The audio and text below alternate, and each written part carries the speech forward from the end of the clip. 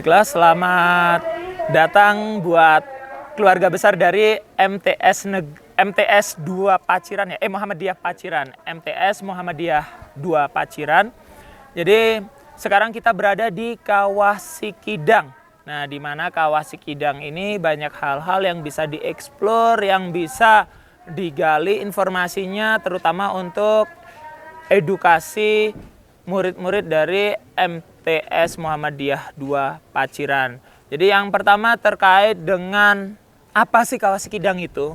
Jadi Kawah Sikidang ini merupakan bukti keaktifan dari Pegunungan Dieng. Jadi kita bisa melihat bahwa Pegunungan Dieng ini sangat aktif. Dari apanya?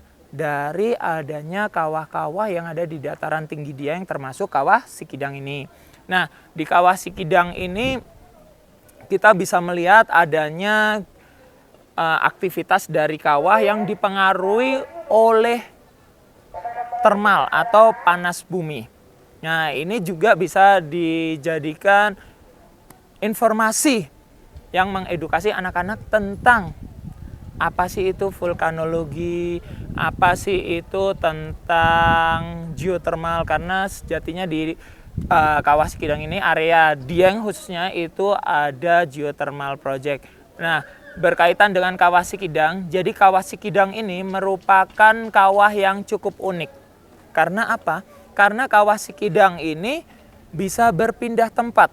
Nah, kalau kita lihat namanya itu Kawah Sikidang ya, artinya diambil dari nama Kidang atau Kijang. Tetapi sebenarnya aktivitas kawah ini tidak ada kaitannya dengan Kijang. Jadi kawah di sini bisa berpindah tempat, tetapi perpindahannya tidak serta-merta melompat seperti Kijang, tetapi perpindahannya karena adanya faktor pengaruh dari geothermal tersebut, dari termal panas bumi.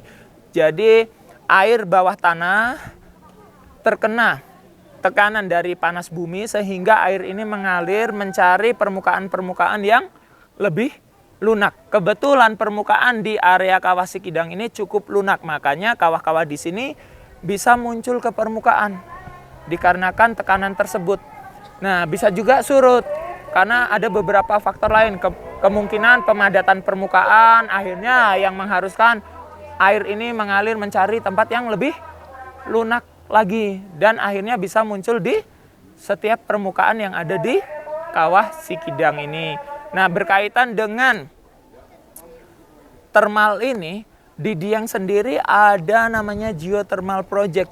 Jadi geothermal project itu apa? Geothermal project di sini adalah pengeboran bumi yang diambil uap panasnya, sehingga uap panas ini nantinya dialirkan melalui pipa yang sangat besar. Kalau kita lihat nanti ada pipa hijau yang sangat besar di sana, dan nanti uap ini dialirkan dan difungsikan untuk pembangkit listrik tenaga panas bumi.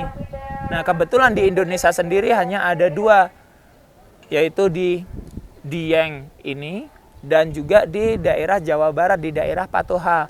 Makanya nama perusahaannya juga PT Geodipa Energy, dari kata geothermal, Dieng, dan Patoha.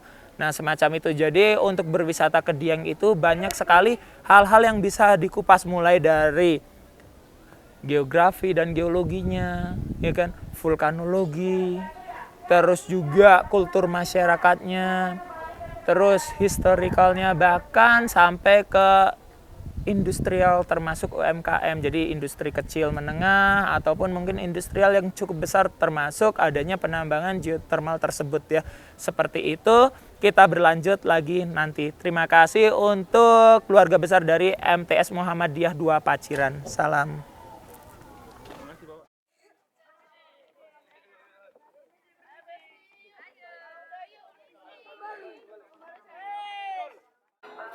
Waktu yang masih tersisa.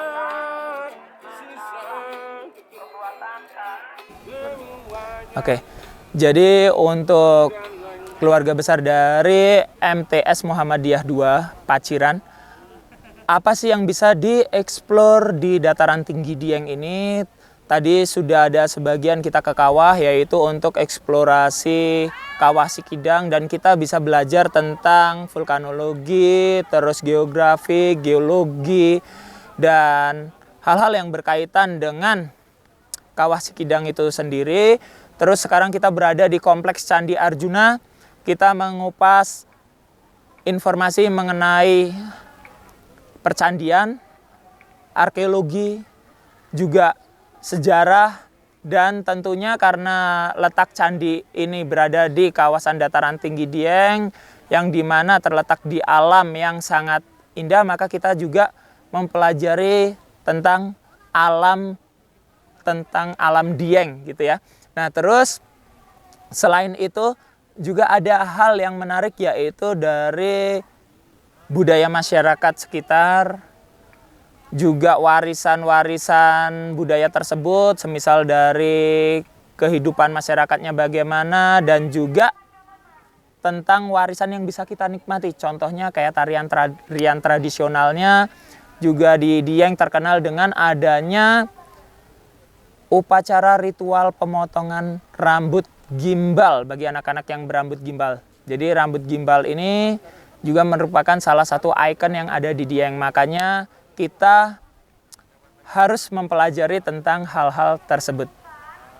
Gitu. Pembelajaran yang penting yang ada di Candi Arjuna ini apa?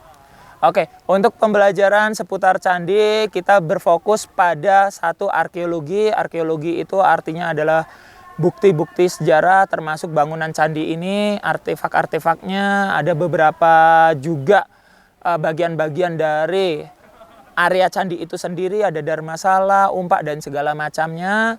Terus kita belajar juga tentang sejarahnya, bagaimana candi ini kok bisa dibangun di dataran tinggi Dieng dan sekitarnya, serta kita mempelajari juga siapa yang membangunnya, semacam itu. Udah cukup itu, Tok?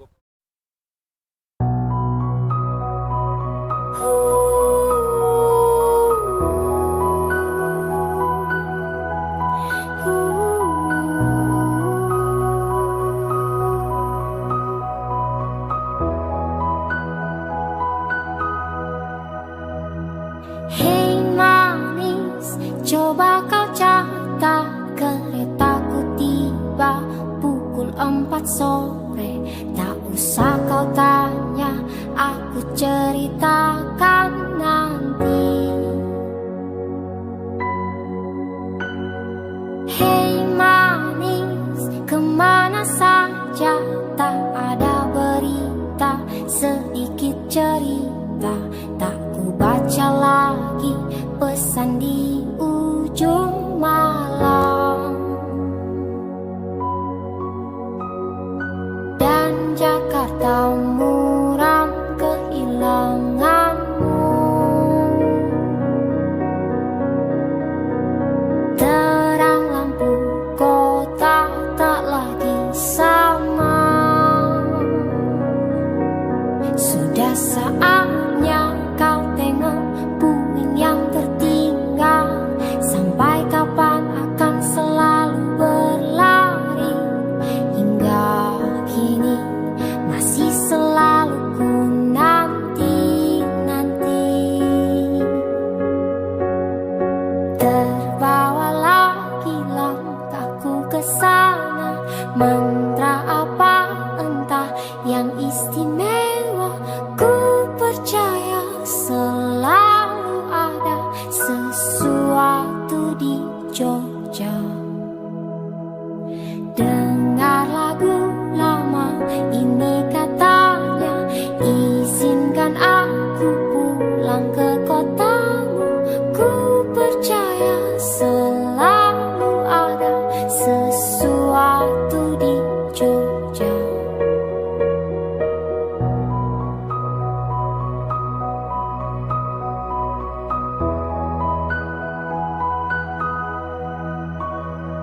Hei manis, bawa aku jalan kaki saja menyusuri kota.